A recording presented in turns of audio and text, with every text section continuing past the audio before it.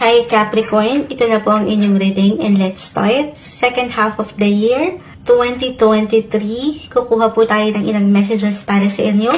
As usual, mensaheng gabay lamang po. Umaangat dito yung spark. Spark, pag-angat nung inyong mga kagustuhan o yung matatawag niyong hilig niyo, yung inyong mga passion, the Magician, 8 of Pentacles, 9 of Cups, the Empress, andito yung ilang indikasyon kung saan ay umaangat.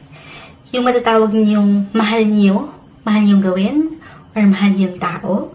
If this is about love reading, may pag-spark or pag-init, ayan, ng inyong pag-ibig, buhay, relasyon, or dito, regardless of your relationship status right now, single, in a relationship, or married na,